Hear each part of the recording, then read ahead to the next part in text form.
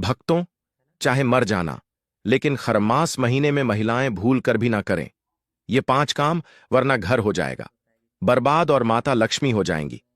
आपसे नाराज घर में आएगी गरीबी और कंगाली।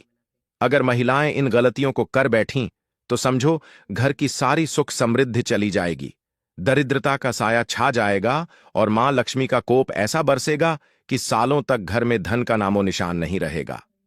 भक्तों, यह बातें मैं मजाक में नहीं कह रहा, शास्त्रों और वास्तु के नियमों से निकली हैं, जो खरमास जैसे पवित्र लेकिन संवेदनशील समय में घर की महिलाओं को विशेष रूप से सतर्क रहना सिखाती हैं।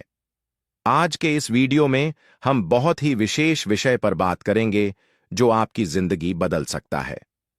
खरमास में क्या आप जानते हैं कि महिलाओं के हाथों से होने वाली पूजा में बड़ा परिवर्तन आता है, खासकर तुलसी माता की पूजा में। जो आप प्रतिदिन तुलसी माता की पूजा करती हैं, उसमें वास्तु और शास्त्र के हिसाब से ऐसी गलतियां हो सकती हैं जो घर को बर्बाद कर दें। खरमास के समय में तुलसी माता की पूजा कैसे नहीं करनी चाहिए, क्या क्या चीजें अर्पित नहीं करनी हैं, यह आपको बताएंगे, क्योंकि अगर महिलाएं इन वस्तुओं को अर्पित कर बैठीं तो दोष लगता है और घर में कंगाली का दरवाजा खुल जाता है। साथ ही आपको बताएंगे कि रविवार के अलावा भी एक दिन है जिस दिन महिलाओं को खरमास में तुलसी माता को जल नहीं चढ़ाना चाहिए, वरना मां लक्ष्मी नाराज होकर घर छोड़ देंगी। प्रतिदिन की पूजा कैसे बदल जाती है, इसके विषय में भी आपको इस वीडियो के माध्यम से जानकारी प्रदान की जाएगी। इसलिए वीडियो के अंत तक बने रहिए, क्योंकि अगर आप बीच में छोड़ देंगे तो इन 5 गलतियों में से कोई एक भी अगर रह गई तो समझो आपका घर वास्तु दोष से ग्रसित हो जाएगा। और इस वीडियो में हम आपको यह भी बताएंगे कि सुबह जो आप प्रतिदिन पूजन करती हैं उसमें क्या क्या वस्तु अर्पित करनी है, क्या नहीं करनी है, और वह कौन से देवता हैं जिनकी पूजा विशेष रूप से महिलाओं को इस समय में करनी चाहिए, ताकि घर में सुख शांति बनी रहे और गरीबी दूर रहे। इस प्रकार से संपूर्ण जानकारी आने वाले खरमास में पूजा कैसे करनी है और महिलाओं को किन 5 गलतियों से बचना है, उसके विषय में इस वीडियो के माध्यम से प्रदान की जाएगी। वक्त तो बात ऐसी है कि हमारा काम आपको एक सही सलाह और जानकारी देना है, जिसका पालन करना आपका कर्तव्य है। अगर आप इसका पालन कर लेंगी तो आपका बेड़ा पार हो जाएगा, वरना इन गलतियों से घर की लक्ष्मी चली जाएगी। आप जानते हैं कि सारे घरों में तुलसी बड़ी जल्दी सूख जाती है। उसका कारण यही हो सकता है कि महिलाएं जाने अनजाने में वास्तु और शास्त्र के नियमों का पालन नहीं कर पाती, जिस कारण से माता तुलसी उनके घर में अधिक समय तक नहीं टिकती है और घर में कंगाली आ जाती है। तो तुलसी को कैसे रखा जाता है, इसके विषय में मैं पहले बता चुका हूं वीडियो के माध्यम से, लेकिन यहां जो आज का हमारा मूल विषय है वह यह है कि खरमास में महिलाएं तुलसी पूजन कैसे करेंगी, वह कौन कौन सी 5 गलतियां हैं जो भूलकर भी नहीं करनी हैं, और रविवार के अलावा वह कौन सा दिन है जिस दिन तुलसी पूजन या तुलसी को जल देना वर्जित है। भक्तों, आगे बढ़ने से पहले अगर आप भी चाहते हैं कि लक्ष्मी माता का आशीर्वाद आप पर बना रहे तो इस वीडियो को एक लाइक करें और आपके अपने चैनल को सब्सक्राइब कर लें और कमेंट बॉक्स में जय लक्ष्मी माता जरूर लिखें, और साथ ही आप अपनी राशि को कमेंट बॉक्स में जरूर लिख दें, क्योंकि हम राशि से जुड़ा भाग्य भी बताते हैं और भाग में चल रही परेशानियों को तत्काल दूर करने के लिए आसान से आसान उपाय भी बताते हैं। इसलिए आप अपनी राशि कमेंट बॉक्स में जरूर लिख दें। भक्तों, जानकारी आरंभ करते हैं। बात करते हैं कि कैसे महिलाएं तुलसी पूजन आने वाले इन 30 दिनों में खरमास में करेंगी और किन 5 गलतियों से बचेंगी। भक्तों, खरमास का जो समय होता है वह समय होता है जब सूर्य देव धनु राशि में प्रवेश करते हैं और जब मकर राशि में प्रवेश करते हैं उसके बीच का समय, यह लगभग 28 से 30 दिन का समय होता है। इसे खरमास कहते हैं क्योंकि इस समय पर सूर्य देव अपने गुरुदेव गुरु बृहस्पति के घर में वास करते हैं। यह जो दिन होते हैं खरमास के, इनको कुछ कामों के लिए बड़ा ही अशुभ माना जाता है, जैसे कि शुभ मांगलिक कार्य, शादी, विवाह, मुंडन, गृह प्रवेश, नए घर के निर्माण के लिए नियम पूजन। यह जो है ना, यह कार्य इन दिनों में, अर्थात यह जो समय होता है खरमास का, इसमें पूर्ण रूप से प्रतिबंधित होते हैं। इन कार्यों को भूल के भी महिलाओं को नहीं कराना चाहिए, वरना घर बर्बाद हो जाता है। परंतु वही कुछ कार्य ऐसे होते हैं जो इस खरमास में ही बहुत अधिक फलदायी होते हैं। उन्हीं में से कार्य एक है भगवान का नाम जप, उन्हीं में से एक है दान पुण्य, ब्राह्मण पूजा। ब्राह्मण को दान, गाय की सेवा, गरीबों की सहायता और तुलसी पूजन खरमास में किए जाएं, उतना कल्याण होता है। और देवताओं की अगर बात करें तो विशेष रूप से सूर्य की आराधना के लिए यह एक महीना सर्वोत्तम माना जाता है। पहले मैं आपको बता दूं संक्षेप में कि महिलाओं को प्रतिदिन की जो पूजा है उसमें क्या परिवर्तन आ जाएगा, और फिर मैं तुलसी पूजन की 5 गलतियों के विषय में आपसे बात करूंगा, क्योंकि तुलसी पूजन में बहुत बड़ा परिवर्तन होगा खरमास में, और अगर महिलाएं इन गलतियों को कर बैठीं तो वास्तु दोष लगता है घर में। प्रिय दर्शकों, प्रतिदिन जो आप अपने घर में पूजन करती हैं, आपने घर में मंदिर बना रखा होगा, भगवान को विराजमान करके रखा होगा, तो जो प्रतिदिन की पूजा पद्धति है उसमें आपको एक तो आवाहन पूजन जो है वह नहीं होता है। खरमास में देवताओं का आवाहन करके जो हम पूजन करते हैं उसकी मनाही इसलिए होती है क्योंकि इस समय पर देव गुरु बृहस्पति और सूर्य देव, देखिए, देव गुरु बृहस्पति को तो आप प्रतिदिन की पूजा से अलग भी रख सकती हैं, परंतु सूर्य देव को अलग नहीं रख सकती। प्रतिदिन की पूजा में विशेष रूप से जिन 5 देवों की बात कही गई है ना, वह पंचदेवों में सूर्य देव प्रमुख हैं। पंचदेव जिनकी हम प्रतिदिन पूजन करते हैं, शास्त्रों में कहा गया है कि प्रतिदिन बाकी किसी की पूजा करें या ना करें, पंचदेव पूजन अवश्य करना चाहिए। तो यह जो पंचदेव हैं, इनकी शुरुआत सूर्यदेव से ही होती है। सूर्यदेव गणेश जी, महाराज मां, आदिशक्ति दुर्गा, भगवान शंकर और भगवान विष्णु, यह पंचदेव कहे गए हैं। अब इन पंचदेव में से जो एक देवता हैं सूर्यदेव, वह उपलब्ध नहीं होंगे आपकी पूजा को स्वीकार करने के लिए, इसीलिए महिलाओं को आवाहन पूजन आदि नहीं करना चाहिए। यही कारण है कि शुभ मांगलिक कार्य जो मनाई होती है नखरवास में, वह भी इसीलिए, क्योंकि जब भी आप शुभ मांगलिक कार्य करती हैं तो उसमें देवताओं का आवाहन किया जाता है, उनको विराजमान कराया जाता है, बिठाया जाता है और फिर उनका पूजन किया जाता है। इसी कारण से इस समय को इस कार्य के लिए अशुभ माना गया था और इसीलिए यह शुभ मांगलिक कार्य नहीं होते। यही ध्यान महिलाओं को प्रतिदिन की पूजा में भी देना है। सूर्य की आराधना अगर करनी है तो जल्दी जल्दी दीजिए। जितना आप जल अर्पित करेंगी उत्तम है। आप उनके मंत्रों का जाप कीजिए। जितना आप मंत्र जप करेंगी उतना उत्तम है जो सूर्य को जल देंगी। आप उस जल में जो लौटा होगा उस लौटे में थोड़ी सी रोली डाल लीजिए, लाल रंग का। यदि पुष्प आपके पास हो तो लाल रंग का कोई फूल उसमें डाल लीजिएगा। ओम सूर्य देवाय नमः, ओम सूर्य देवाय नमः। इस मंत्र का जप करते हुए आप पूरे खरमास में सूर्य देव की आराधना कीजिए, अर्थात सूर्य देव को जल दीजिए। यही सूर्य की से बड़ी उपासना है। खरमास में सूर्य को जल देना, मंत्र का जाप और जल में जो वस्तुएं डालनी हैं वह मैंने आपको बता दी। इस पूजा के लाभ अनेक हैं। सूर्य जो है इन ग्रहों के राजा हैं। सूर्य के ऊपर जो तेज है ना, वह तेज आपको प्राप्त होगा। यह आपको राजा बनाने वाला ग्रह है। यदि आप इस समय में सूर्य देव की आराधना करेंगी, सूर्य देव को प्रसन्न करेंगी, तो आपके जीवन में एक अलग चमक आएगी। आपको एक स्थान प्राप्त होगा। प्रमुख स्थान कहाँ पे? आपके परिवार में जो लोग आपको पूछते भी नहीं है ना, वह भी आपको वैल्यू देने लगेंगे, आपको महत्व देने लगेंगे। समाज में आपका सम्मान होने लगेगा। आपका ऑरा बदल जाता है जब सूर्य आपके ऊपर कृपा करते हैं, अर्थात आप हर ओर प्रभावशाली दिखने लगती हैं। आपका प्रभाव बढ़ जाता है। इसीलिए सूर्य की आराधना करनी चाहिए और जितना हो सके इस खरमास में कीजिएगा, आपके लिए कल्याणकारी होगा। हम बात प्रतिदिन की जो पूजा है उसकी बात कर रहे हैं। तो प्रतिदिन की पूजा में भगवान को आप स्नान कराएंगी उसी विधि से जैसे आप स्नान कराती आई हैं। पहले मंदिर खोला आपने, मंदिर खोलने के बाद भगवान को पुष्प के द्वारा जल के छींटे दीजिए। पुष्प के आप सभी तस्वीरों को स्नान कराती हैं या नहीं कराती? अगर नहीं कराती तो कराया कीजिए, और जो कराती हैं बहुत अच्छी बात है। आपके जो मंदिर के जो बर्तन हैं उनको अच्छे से साफ कीजिए। साफ करके जो आपका लौटा है तांबे का, उसमें पहले गंगा जल भरिए, फिर शुद्ध जल भरिए और उसके बाद उस जल के छींटे दीजिए पुष्प के माध्यम से। भगवान की अगर तस्वीरें हैं तो तस्वीरों को, प्रतिमाएं हैं तो प्रतिमाओं को सबको फिर जो शीतल स्वापी एक जो वस्त्र होता है, मंदिर में भगवान के मुखारविंद को साफ करने के लिए उससे भगवान का मुंह पोंछ दीजिए, अच्छे से भगवान को तिलक लगाइए। यहां एक बात का ध्यान दीजिएगा कि जो लड्डू गोपाल जी अगर आपके घर में हैं और शालिग्राम राम जी आपके घर में हैं, तो आप उनको प्रतिदिन अच्छे से स्नान करा सकती हैं।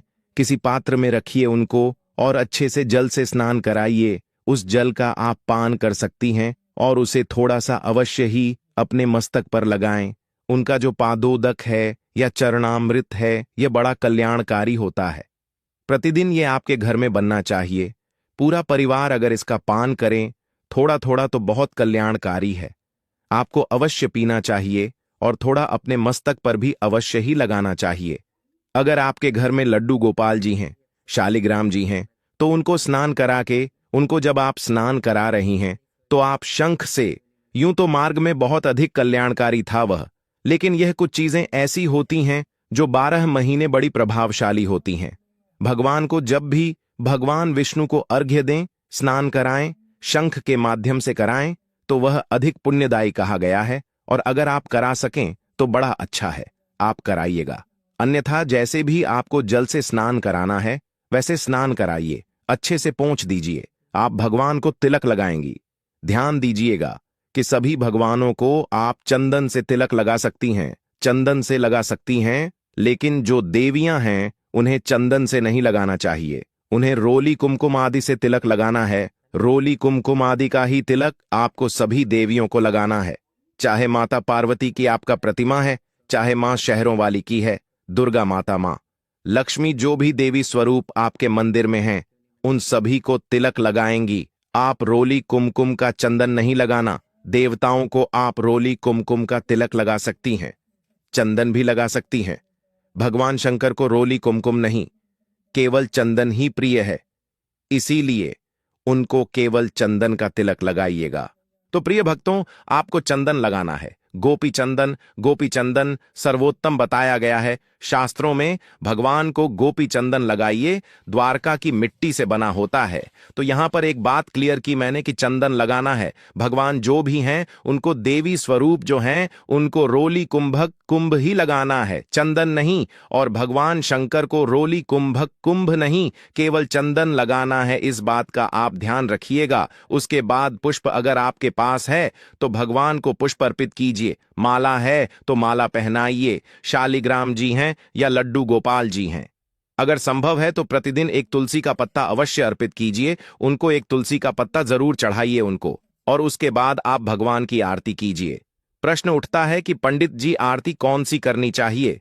देखिए, जब आप आरती करती हैं भगवान की, तो आपके मंदिर में तो अनेकों देवी देवता हो सकते हैं।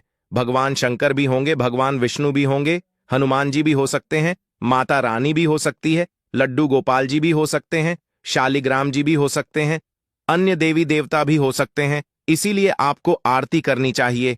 ओम जय जगदीश, हरि ओम जय जगदीश जो आरती है, यह आरती सभी देवी देवताओं के लिए सर्वोत्तम और बहुत उत्तम कही गई है। इसीलिए आप यह वाली आरती कीजिए प्रतिदिन। हाँ, अगर संभव है और गणेश जी आपके यहां पर विराजमान हैं, तो गणेश जी की आरती से शुरू कर सकती हैं। आप जय गणेश जय गणेश जय गणेश देवा, ये जो आरती है गणेश जी की, इससे शुरुआत कीजिए और उसके बाद ओम जय जगदीश कीजिए।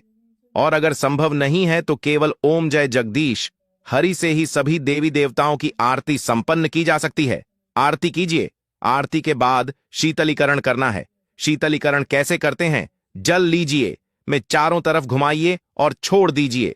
फिर पहले भगवान को आरती दीजिए, चारों दिशाओं को आरती दीजिए, फिर अन्य 6 दिशाएं और हैं, उनको आरती दीजिए। कुल मिलाकर 10 दिशाएं हैं, 10 दिशाओं को आरती दीजिए। स्वयं आरती लीजिए और पारिवारिक जनों को आरती दीजिए। उसके बाद आपके जो प्रतिदिन की पूजा पाठ के जो स्रोत आप सुनती हैं, उनको सुनिए। पाठ यदि आपको करती हैं, उनको कीजिए। जो आप महात्मा सुनती हैं, कथा सुनती हैं, आप उनको सुनिए। और बाकी जो दैनिक क्रिया है, उनको कीजिए। इसके बाद आपको कुछ जल देने चाहिए। सूर्य की आराधना मैंने आपको बताई कि सूर्य की पूजा कैसे करनी है, इसका नियम बनाना है। क्रमांश में प्रतिदिन आपने पूजन करना है। इसका सूर्य के अलावा आपने तुलसी पूजन में क्या परिवर्तन है और तुलसी का जो पूजन है वह कैसे करना है, इस पर ध्यान देना है। अब क्योंकि तुलसी माता की पूजा बहुत कल्याणकारी है, खरमास में तुलसी माता का जितना पूजन करेंगी उतना आपके पास लक्ष्मी का आगमन होगा। परंतु यह पूजन जो है बदल जाता है खरमास के दिनों में, तो इसको समझिए। और अब मैं बताता हूं महिलाओं को किन 5 गलतियों से बचना है जो वास्तु और शास्त्र के हिसाब से घर को बर्बाद कर सकती हैं। पहली गलती देखिए, तुलसी माता को जल देना। अपनी जगह जल तो देते ही हैं, लेकिन सबसे पहले तो तुलसी माता को जो आप तिलक करती हैं ना, तिलक में रोली का प्रयोग करना, यह पहली बड़ी गलती है जो महिलाएं भूल कर भी ना करें, वरना मां लक्ष्मी नाराज हो जाती हैं। क्योंकि बाकी के जो महीने होते हैं उन सभी महीनों में तुलसी माता को रोली अर्पित किया जाता है, लेकिन हम कहते हैं आपको खरमास में माता तुलसी को केवल और केवल चंदन लगेगा, रोली कुमकुम आदि नहीं लगाना। अगर यह गलती की तो घर में वास्तु दोष लगता है और गरीबी आती है। दूसरी गलती, खरमास में माता तुलसी को किसी भी प्रकार की श्रृंगार की वस्तुएं चढ़ाना, यह दूसरी गलती है जो महिलाएं ना करें। श्रृंगार सुहाग की जो वस्तुएं हैं वह इन दिनों में इस खरमास में नहीं चढ़ानी। अगर चढ़ा दिया तो मां लक्ष्मी का कोप बरसता है और घर बर्बाद हो जाता है। तीसरी गलती, तुलसी जो आप पूजन करेंगी उसमें ध्यान दीजिएगा कि भगवान विष्णु के साथ उनका पूजन करना, यह तीसरी गलती है।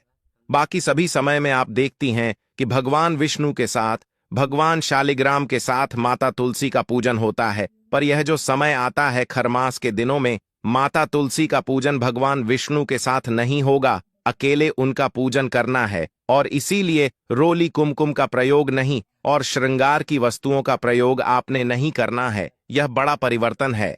अगर यह गलती की तो वास्तु के हिसाब से घर में नकारात्मक ऊर्जा आती है। इसीलिए मैं आपसे इसको वीडियो को अधिक से अधिक लोगों के पास भेजिए, जिससे कि सभी महिलाएं सही प्रकार की जानकारी प्राप्त करके सही प्रकार से पूजा पाठ कर सकें। क्योंकि जब इस प्रकार की गलती हो जाती है तो दोष उत्पन्न होता है। दोष उत्पन्न होता है तो माता तुलसी किसी के यहां पर सूख जाती है, किसी के यहां पर रुकती ही नहीं है, वह नहीं भी लाती हैं, वह भी सूख जाती है। तो दोष से बचिए। जब आप पूजन करती हैं दोष से बचिए। चौथी गलती, और मैंने आपको आरंभ में कहा था कि वह कौन सा दिन है जिस दिन आपको तुलसी का पत्ता नहीं तोड़ना चाहिए या तुलसी को जल नहीं देना चाहिए। देखिए, तुलसी पत्र तोड़ने वाली जो बात है, रविवार तो सभी जानती हैं, रविवार को तो जल भी नहीं देना, तुलसी पत्र भी नहीं तोड़ना, ठीक है। इसके अतिरिक्त संक्रांति का दिन, संक्रांति के दिन आपको कोई पत्र नहीं तोड़ना।